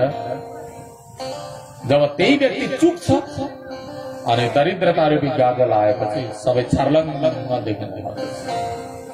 कसैले दिएको वस्तुहरूलाई पनि म गाजा खान्न, म भाङ खान्न, अथवा म चुरोट पिउँदिन, तर कसैले ल्याएर यो भगवानको प्रसाद हो भनेर दियो भनेदेखि म गाजा खान्छ ल्याएर दिएको, भद्रो खान्छ म ल्याएर दिएको भनेर कराउने होइन कि, लिदिनुहोस्, ढोगिदिनुहोस्। यो प्रसाद पचाउन सक्ने क्षमता ममा छैन, यो हजुरलाई उपयोग लाग्छ भनेदेखि हजुरले लिनुहोस्, नभए मैले विसर्जन त मैले गर्नु नै छ। म गाजा पचाउन सक्दिनँ। कोही व्यक्ति रक्सी जाँड खाने हुन्छन्, सबभन्दा प्यारो त मलाई रक्सी जाँड लाग्छ क्यारे भनेर भैरवलाई चढाएर चाहिँ रक्सी ल्याएर दिन्छ भने खानु कि नखानु त भन्दा होइन, म पचाउन सक्दिनँ। त्यो हुनाले त्यो प्रसादको अपमान गर्ने होइन, किनकि भैरव श्रेष्ठ देवता हो। प्रणाम गर्नु, प्रसादलाई प्रणाम गरे, रक्सीलाई होइन, प्रसादलाई प्रणाम गर्ने। यो म पचाउन सक्दिनँ। मैले प्रसादको सम्मान गरेँ, प्रसादको सम्मान माने भुँडीमै हाल्नुपर्छ भन्ने छैन, सम्मान गरेँ। कोही सुगरको रोगी छ, लड्डु ल्याएर दिँदा खानु कि नखानु त, अपमान नगर्नुहोस्, ढोगिदिनुहोस्, भगवान मलाई क्षमा गर्नु, ढोगिदिनुहोस्। यो म पचाउन सक्दिनँ, मेरो शरीरको लागि हानिकारक छ, हजुरले नै लिनुहोस्, अथवा हजुरले लिनुहुन्न भने जसलाई उपयोग आउँछ उसलाई दिदिन्छु म। यसरी प्रसादको अपमान गर्नुहुन्न। त्यस्तै आमा बुवाले दिनुभयो भने पनि अपमान नगर्नु। आमा बुवाले दिनुभयो भने आमा बुवाको मनमा एकदम चाहना भएर आएर दिएको हुन्छ, उनीहरूको रगत पसिना बगेर आएर चुहाएर खटेर कमाएर ल्याएर लाऊ भनेर दिएको न, अस्वीकार नगर्नु। बरु चित्त बुझेन, त्यो बेला स्वीकार गर्नु, चित्त बुझेन आफ्नै आमा बुवा त हो नि, बाबा यो लुगा हजुरले ल्याइदिनु भएको साह्रै राम्रो सम्झेर ल्याइदिनु भयो, खुसी लाग्यो, यतिसम्म माया गर्नु हुँदो रहेछ, मलाई अत्यन्त प्रसन्नता, महसुस भएको छ। तर मलाई यसको बदलामा यसको ठाउँमा चाहिँ अर्को यो खालको लुगा भइदिएको भए म झन् खुसी हुन्थेँ नि त भन्दाखेरि बुवा रिसाउनु हुनुपर्ने कुनै कारणै छैन। ल ठिकै छ नि त, राम्रो कुरा हो, सहज स्वीकार हुन्थ्यो होला, उहाँले सक्नुहुन्छ भनेदेखि उनीहरूलाई प्रसाद कहिले पनि अपमान गर्नु। इन्द्रले अपमान गरिसकेपछि इन्द्रलाई दुर्वासाजीले भन्नुभयो, मूढ मूर्ख, मया दत्तामिमां मालां यस्मान्न बहुमन्यसे त्रैलोक्य श्रीरतो मूढ विनाशम उपयास्यति। अब विनाशको मुखतिर जान्छ। अब तेरो कल्याण हुनेवाला छैन। हेर इन्द्र, अब तैँले धेरै न्यु खोल्नु पर्दैन। तँलाई म श्राप दिन्छु, तँलाई के श्राप दिन्छु थाहा छ? तस्मात् प्रणष्ट लक्ष्मीकम त्रैलोक्यम ते भविष्यति। तेरो राज्य लक्ष्मी नष्ट होस्, श्री नष्ट होस् भनेर श्राप दिनु हो। श्राप दिएपछि उही त हो नि, गाली खाएपछि मान्छे लाइन आउँछ क्या, गाली नखाउँछ लाइनमा आउँदैन। जब अब गाली खाने मात्रै होइन, अब मर्ने नै आएपछि त डराउनु त परिहाल्यो। अनि इन्द्र ऐरावत हात्तीबाट उत्रिएर आएर प्रार्थना गर्यो, हे ऋषिवर, गल्ती त भइहाल्छ नि, क्षमा गरिदिनुहोस्। हे इन्द्र, म त्यो गल्ती त भइहाल्छ नि, क्षमा गरिदिनुहोस् भनेर मेरो कम्पनीमा क्षमा छैन भरे। क्षमा पनि कसलाई दिने र कसलाई नदिने भने मेरो क्षमा त्यति सस्तो छैन। जुन बेला मन लाग्यो त्यही बेला माग्ने, जुन बेला मन लाग्यो त्यही बेला दिने। मसँग त्यति क्षमा सस्तो छैन र तिमीले क्षमा लायक कर्म गरेको छैन। अरू मलाई तिमीले गाली गरेको भए पनि म केही भन्दिनँ थिएँ, तर तिमीले प्रसादको अपमान गर्यौ। प्रसादको अपमान गर्नेवाला व्यक्तिको कहिले पनि कल्याण हुँदैन। आदरणीय सज्जनहरू, हामी मन्दिरमा जान्छौँ, भगवानको प्रसादहरू लिन्छौँ। कतिपय मन्दिर हामी तपाईँ जाँदा देख्छौँ, मन्दिरमा गए फुल लिए, टाउकोमा राखे, भुइँमा झर्यो, नागेर हिँड्दियो। पाप बरु थोरै लिनुहोस्, प्रसाद लाग्ने गरेर लिनुहोस्। त्यो प्रसाद झर्छ भन्ने लाग्छ भने लिनुहोस्, त्यो लिएर कुनै नकुल्चिने ठाउँमा सेलाइदिनु, त्यसलाई नागेर हिँड्नु। यता फुल चढाइरहेछ, हेर्नु उसले फुल कुल्चिरहेको, त्यहाँ कुल्चिएको फुल त त्यहाँ चढेरै आएको फुल त होला नि। अनि पुण्य गरे कि पाप गरे? भगवानले उता शिवजीलाई जल चढाउनेको होडबाजी हुन्छ। आज त सोमबार, लास्ट सोमबार होडबाजी भयो। अब यता होडबाजी चलिरहन्छ, त्यो शिवजीलाई चढाएको जलधाराको छिटाहरू सबै गोडामा परिरहन्छ। पुण्य गरे कि पाप गरे? बरु एक थोपो नै छ। भगवान के भन्नुहुन्छ? पत्रम पुष्पम फलम तोयम यो मे भक्त्या प्रयच्छति। पत्रम पुष्पम फलम तोयम यो मे भक्त्या प्रयच्छति। तदहं भक्ति परितम अस्नामि प्रयता।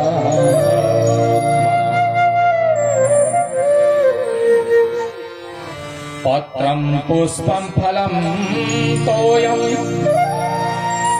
यो मे भक्त्या प्रयच्छति। पत्रं पुष्पं फलं तोयं यो मे भक्त्या प्रयच्छति। तदहं भक्त्युपरितम् अस्नामि प्रयतात्मना। तदहं भक्त्युपरितम् अस्नामि प्रयतात्मना।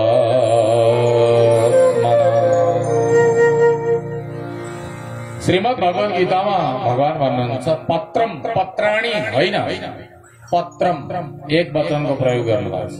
पुष्पम, पुष्पाणी होइन, पुष्पम एक वचनको प्रयोग गर्नुभएको छ। फलम, फलानी होइन, फलम एक वचनको प्रयोग गर्नुभएको छ। तो एक वचनको प्रयोग गर्नुभएको छ भने एउटा पत्ता होस्, एक थोपो जल होस्, अथवा एउटा थुङ्गा फुल होस्, यस्ता कुराहरू कसैले भने पकाएर खाँदैन। यो बारीमा फुल्छ, आफै सेलाएर जान्छ। यस्ता वस्तुहरू पनि, फुल हाम्रो लागि के काम? फुल प्राय जसो गरेर पूजा गर्न काम आउँछ। हैन फूल पूजा गर्न काम आउँछ कसैलाई यसो माला लगाइदियो भने पनि यो लुगामा दाग लाग्ला भनेर हतारपत्ता माला फुलेर राखिहाल्छ फूल हाम्रो लागि ऊ हेर्दा एकछिन रमाइलो फूल पनि ओइलाएर जान्छ सुकेर जान्छ फूलको न तरकारी पकाएर खाने काम छैन तर फलको काम हुन्छ फलको काम होला फेरि मलाई मन पर्ने फल अरूलाई नलाग्ला भगवानले दाल भात तरकारी भन्नु भएन क्या भात त सबैलाई मन पर्छ रोटी त सबैलाई मन पर्छ त्यो भन्नु भएन लड्डु सबैलाई मन पर्ला रसवरी सबैलाई मन पर्ला मलाई यस्तो मिठो मिठो चाहिँ एउटै दिए पनि हुन्छ भन्नु भएन पत्रम पुष्पम फलम तोयम चाहे पत्ता होस् चाहे फूल होस् चाहे फल होस् चाहे एक थोपो जल नै किन होस् यो मे भक्त्या प्रयच्छति प्रकर्षण यच्छति जसले प्रेम पूर्वक दिन्छ भक्ति पूर्वक भक्तिको चासनीमा डुबाएर दिन्छ तत् अहम भक्ति उपरितम त्यो भक्तिमय जुन उपहार हो ल्याइएको वस्तु हो अस्नामी म त्यसलाई खान्छु म त्यसलाई स्वीकार गर्दछु आदरणीय भगवानलाई त हजुरले थोरै चढाए पनि भयो तर त्यसमा प्रेम मिल्नु पर्यो तर प्रेम छैन भने प्रेम यदि मनमा छैन भनेदेखि त्यसले केही नै अर्थ राख्दै राख्दैन त दुर्वासाजीले के भन्नुभयो भनेदेखि मसँग त्यो क्षमा कम्पनी छैन कि म तिमीलाई जुन बेला मन लाग्छ त्यही बेला तिमीले प्रसादको अपमान गर्यो त भगवानलाई प्रसाद चढाउने बेलामा कोही व्यक्तिहरू भगवानलाई स्नान गराएको जलहरू चरणामृत दिनु पर्यो भने पनि पहिला हात लिन्छन् अनि त्यस पछाडि अब मुखा खान्छन् अनि जुठो चाहिँ यहाँ टाउकामा पुज्छन् माने यो टाउका रुमाल बोकेर हिँडे जस्तो त्यसो गर्नु हुँदैन क्या खानको लागि दिएको फूल शिरमा लगाउने त्यो भगवानलाई चढाएको जो स्नान गरेको जुन जल हुन्छ त्यो जल भुइँमा खस्नु हुँदैन त्यही हुनाले वैष्णव परम्परामा के छ भने कहीँ पनि गएर मन्दिरमा जल दिनुभयो भने हातमा रुमाल लियो या कपडा जे छ त्यो देब्रे हातमा कपडा राख्यो दायाँ हातमा राख्यो केही कारणले गर्दा यो जल चुइयो भने पनि रुमालमै पर्छ भुइँमा पर्दैन यो संस्कार वैष्णव संस्कारहरूमा हामी पाउँदछौँ त्यसरी लिने जल सेवन गर्नु त्यो जललाई चाहिँ यसो गरेर छर्ने भन्ने हो त्यो पनि छर्नको लागि यो नङबाट छरिएको जल त अशुद्धै नङबाट छरिएको जल अशुद्धै हुन्छ भगवानलाई जल चढाउनु भन्यो भने गिलास यसो अम्लो चोपेर यसो गरेर गर्छ त्यो पनि राम्रो होइन सिक्नु पर्यो नि पिण्ड खाने बेला आइसक्दा पनि बुद्धि आउँदैन कहिले आउँदैन गोविन्द भगवान कि सन्तानले यत्रो पिण्ड मुखा देलान् भनेर बसिहाल्छ त्यो पिण्ड पनि बनाएर बाउको मुखमा पर्नेताले पक्क हिर्कायो भने दाँतै भाँच्छ पिण्ड त के जाला त्यसकारणले गर्दा आदरणीय सज्जनहरू जे होस् प्रेम पूर्वक होस् यही नै कुरा हो प्रसादको अपमान कहिले नगर्नु गोविन्द भगवान कि त प्रसादको अपमान गरेको कारणले गर्दा हे इन्द्र तिमीलाई मैले क्षमा गर्दिन नाहम क्षमिष्ये बहुना किमुक्तेन शतक्रदो विडम्बनाम इमाम भूय करोष्यनु नयात्मिकाम तिमीले मलाई अनुनय विनय गरेर प्रार्थना गरेर त्यस्तो लल्लो पन्जु ऋषि महर्षि जस्तो मलाई नसोच गल्ती गर्यो अनि क्षमा मागे जाजोर भनेर भन्ने बित्तिकै हो यत्रो ठुला बडाले गरेको गल्ती क्षमा नै दिउला नि त भनेर भन्ने खालको म डिपार्टमा म पर्दिन बुझ्यौ जाऊ गल्ती गर्यो दण्ड भोग गल्ती गर्यो तिमी दण्ड भोगेर अब गर्ने दुर्वासाजी त्यहाँबाट जानुभयो इन्द्रको ऐश्वर्य घट्दै गयो सिद्धिँदै गयो इन्द्रको सम्पत्ति नाश हुँदै गयो चेहराको कान्ति हराउँदै गयो दैत्यहरूले मौका पाए स्वर्गलोकमा आक्रमण गरे दैत्यहरूको हार भयो दैत्यहरूको जित भयो देवताहरू भागाभाग गर्न थाले देवताहरूले गएर ब्रह्माजीको शरणमा गरे ब्रह्माजीलाई गएर प्रार्थना गरे हे प्रभु हामीले दुःख पायौँ ब्रह्माजीले भन्नुभयो के गर्छस् मङ्गले आफ्नै ढङ्गले गल्ती गर्ने बेला इन्द्रले गरे दुःख पाउने बेला सबै देवताहरूले पाए त्यो हुनाले ठुला बडाले गरेको गल्तीलाई पनि यी हामी कार्यकर्ता भनाउँदाहरूले ठिक गरे भन्यो भनेदेखि हुन्छ के त भने समग्र जनताले दुःख पाउँछ अहिले भएको त्यही छ हामीले चुनावमा जिताएर पठाएको भन्यो माथि जान्छन् उनीहरूले गल्ती गरिदिन्छन् उनीहरूले गल्ती गरिदिन्छ। उनीहरूले त्यो विधेयक पास गर्ने बेलामा होस्, अनुमोदन गर्ने बेलामा होस्, हामीले त सोधेका छैनन् नि, जनमत त लिएका छैनन् नि तिनीहरूले, तर पास हुन्छ। दुःख कसले पाउँछ? तपाईँ हामीले नै पाउँछ। दुर्वासाजी जस्तो कडा अनुशासनशील हुनुपर्ने त्यस्तो व्यक्ति भेट्न बहुत गाह्रो। एउटाले गल्ती गर्दाखेरि अहिले देवताहरू भागा भाग छ, दैत्यहरूले गएर घर घरमा लुटपाट मचाएका छन्, कब्जा गरेर बसेका छन्, अप्सराहरू भागा भाग छ। ब्रह्माजीको शरणमा गए, ब्रह्माजीलाई प्रार्थना गर्नु, हे ब्रह्माजी हामीलाई हजुरले कृपा गरिदिनुहोस्, दया गरिदिनुहोस्, हामीबाट गल्ती भयो हो, यस्तो गल्ती बारम्बार तिमीहरूबाट यो दोहोऱ्याइरहनु त्यति राम्रो हुँदैन। त्यसकारणले गर्दा अब मैले मात्रै त उपाय गरेर हुँदैन। त्यो हुनाले यसको उपाय के त भन्दा जाउँ भगवान विष्णुको शरणमा जाउँ। भगवान विष्णुले के भन्नुहुन्छ? भगवान विष्णुको कृपा भयो भनेदेखि अवश्य नै केही उपाय होला, नभएदेखि उपाय नै छैन।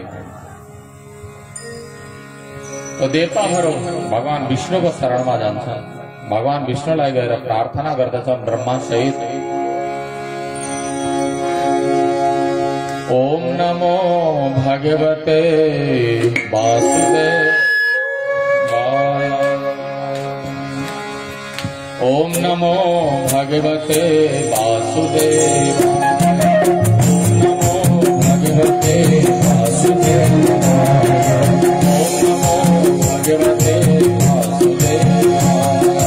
ओम नमो भगवते वासुदेवाय, ओम नमो भगवते वासुदेवाय।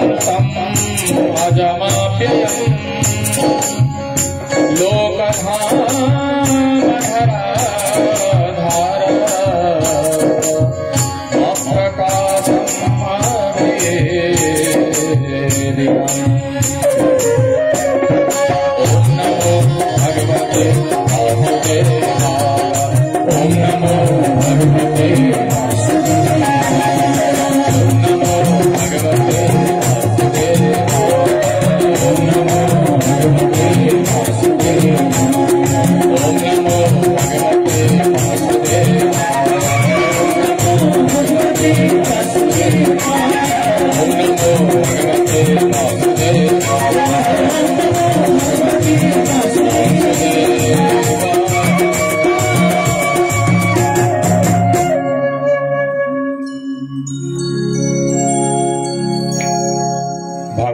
पुष्णलाई गएर देवताहरू ब्रह्माजीको सहित गएर जब प्रार्थना गर्नुभयो, गरेपछि भगवान प्रकट हुनुभयो। भगवानले भन्नुभयो गल्ती गरिहाल्यो, अब यसको एउटा उपाय छ, तिमीहरूलाई दैत्यहरूले दुःख दिए, एउटा उपाय के छ भनेदेखि तिमीहरूको लक्ष्मी पनि, हे इन्द्र, तिम्रो लक्ष्मी पनि प्राप्त होला। त्यो दुःख तिमीहरूले नभोगिकन नहुने भएको हुनाले समुद्र मन्थन गर। मन्थानं मन्दरं कृत्वा नेत्रं कृत्वा च वासुकिं मथ्यताममृतं देवं सहाय मय्यवस्थिते। समुद्र मंथन कर। तो समुद्र मंथन गर्ने जब सल्लाह दिनुभयो, देवताहरूले दैत्यहरूसँग सल्लाह गरे, हामीहरू मन्थन गरौं। मन्थन गरेर अमृत निक्लेपछि बराबर बाँडेर ल्याउन नि पर्यो। वासुकी नागलाई नीति बनाइयो, डोरी बनाइयो। मन्दराचल पर्वतलाई मदानी बनाइयो। मन्थन गर्न भनेर लागेको देवताहरूले वासुकी नागको फणातिर मुखतिर समाते, दैत्यहरूले पुच्छरतिर, दैत्यहरू निफोज्दै आए। हामीलाई चाहिँ पुच्छर पो दिएको, हामीलाई यो नागको पुच्छर, हामी त्यति दुष्ट जस्तो लागेको छ तिमीहरूलाई। देवता तिमीहरूले पुच्छर समात्ने, पुच्छर समात तिमीहरू पो हरुवा हो, डरछेरुवा हो। त्यही हुनाले पुच्छर तिमीहरू समात, टाउको हामी समात्छौँ। खोजेकै त्यही थियो। अनि देवताहरू पुच्छर समातेर मन्थन गर्न लागे, दैत्यहरू नागको शिर समातेर, टाउको समातेर। वासुकी नागको मुखबाट विषहरू प्रकट भयो। त्यो विषको ज्वालाले दैत्यहरू डढेर कालो भयो। त्यो हुनाले राक्षस काला काला भए भनेर पनि भन्ने गरिन्छ। मन्थन गर्दा गर्दै गर्दा गर्दै अब त्यहाँबाट निक्लिनु पर्ने त अमृत निक्लेला भनेको कालकूट विष निक्ल्यो। त्यो विष भगवान भोलेनाथजीले पान गर्नुभयो।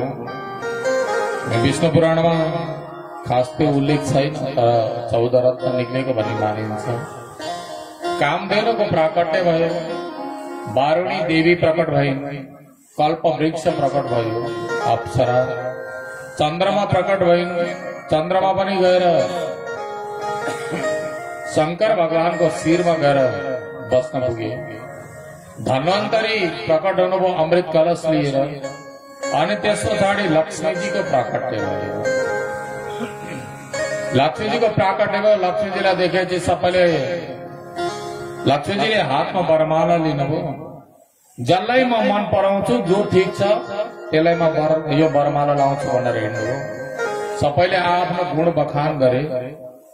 लक्ष्मीजीलाई के को मन पर्थ्यो र? भगवान नारायण विष्णु वाली पर अलग्गै बस्नु भएको थियो। भगवान नारायणको गलामा लगेर तत्सँग वरमाला लगाइदिनु हो। यो देखेर विप्रचित्ति नाम गरेको एउटा दैत्य थियो, त्यसलाई एकदम रिस उठेर आयो।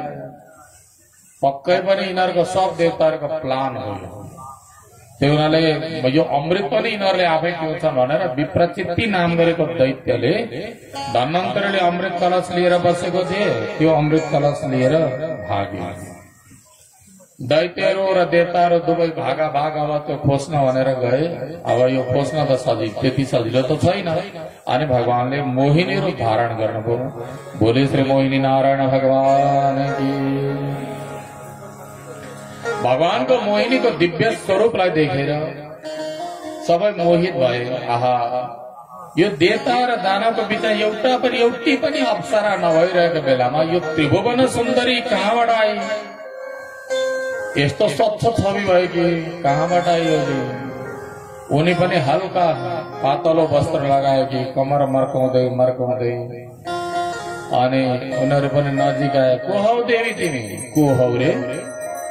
जसले माया गर्छ म त्यसै कि को भन्ने त कुरै छैन। तिमी त्यसैदेखि मायाको प्यासी पो हो।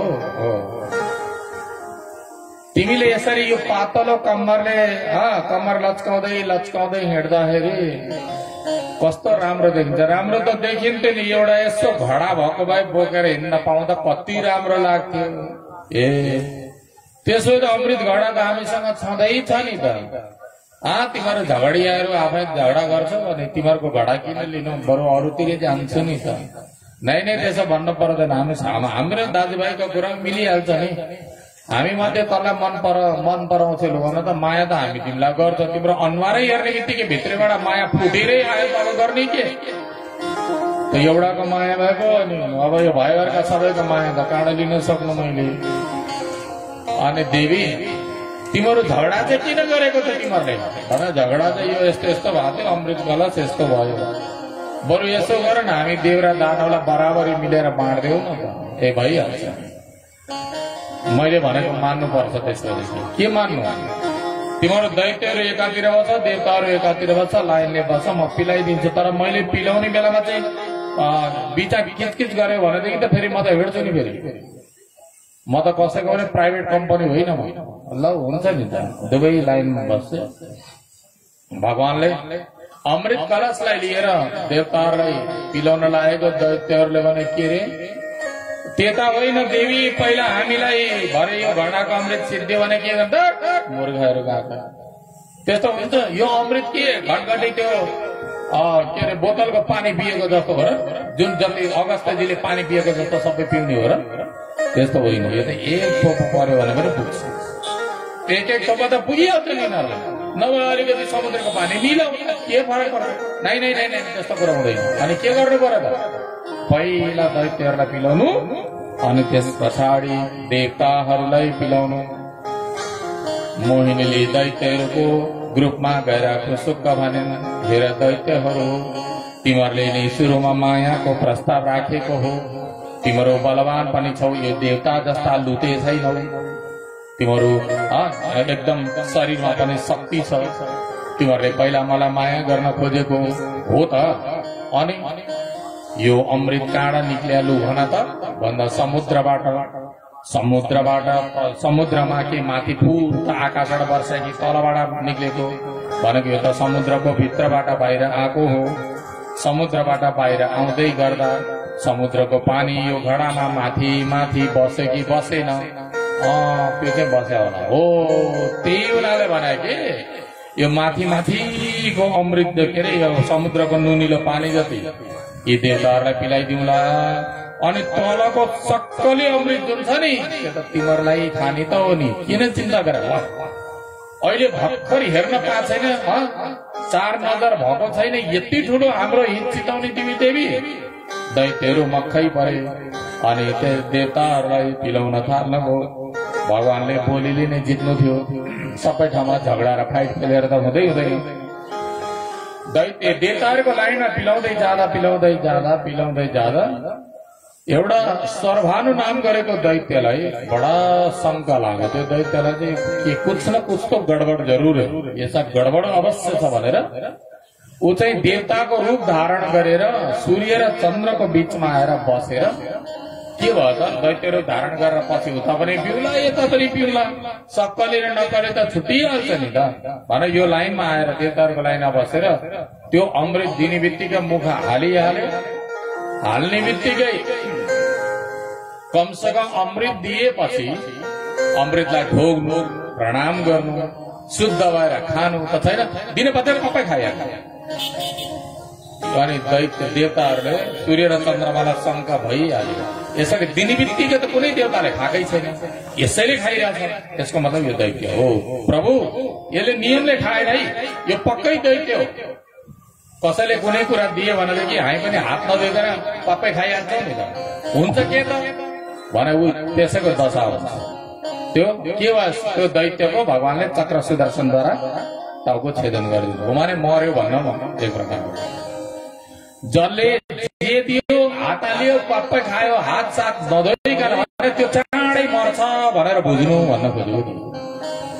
गोविन्द भगवान कि अस्ति कोरोनाले पनि सिकायो नि होला, त्यो त कोरोना हुन्जेल पो सिकायो। कोरोना गएपछि त हामी फेरि जस्ताको तस्तै, बरु भ्याक्सिन लाइकन भए पनि खाना चाहिँ छोड्दैन।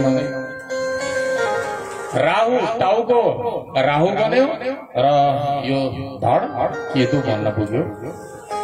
भगवान मोहिनीले सबैलाई के देवताहरूलाई बाँडिसकेपछि अन्तिममा सूर्य चन्द्रलाई बाँडिसकेपछि भगवानले आफ्नो नारायणको रूपमा आइहाल्नुभयो। दैत्यहरूलाई रन्नन्न पारा तातिहाल्यो।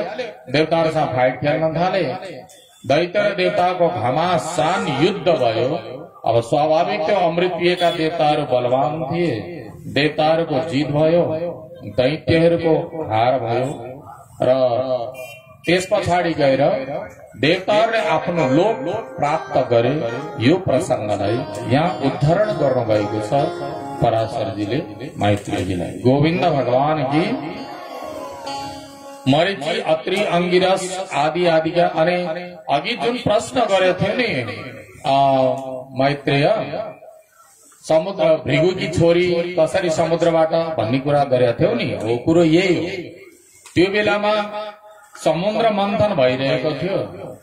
लक्ष्मीजीले भन्नुभयो, नारायण भगवानले भन्नुभएछ, यहाँ प्रसङ्ग उल्लेख त गरेको छैन, तर हजुरहरूलाई प्रसङ्गवश मैले वृन्दावनमा सुनेको कुनै पुराणहरूमा सायद हुन सक्छ। भगवान विष्णुले भन्नुभएछ, के गर्नु देवी, तिमीलाई पनि समस्या परेको होला। कहिलेकाहीँ मैले गाली गर्दाखेरि 2-4 दिन यसो माइत गएर बसेर आउन त भन्ने त लक्ष्मी तिमीलाई पनि त मन लाग्दो होला नि त। भन, हो नि प्रभु, माइतै छैन आफ्नो, कहाँ जानु। मलाई पनि त्यस्तै लाग्छ। यसो चाडपर्वमा आएको बेला त ससुरालले यसो फोन सोन गरेर बोलाउँथ्यो नि त। ससुराली जाने ठाउँ पनि छैन, के गर्ने त। यसो बनाउन त एउटा नयाँ ससुराली अथवा माइत। भगवान नारायणले भन्नुभयो, यो बेलामा समुद्र मन्थन भइरहेछ देवी, तिमी गएर समुद्रभित्र पस्नु अनि मन्थन भए बेला फुत्त निक्लिनु। त्यसो भएपछि समुद्र तिम्रो बुवा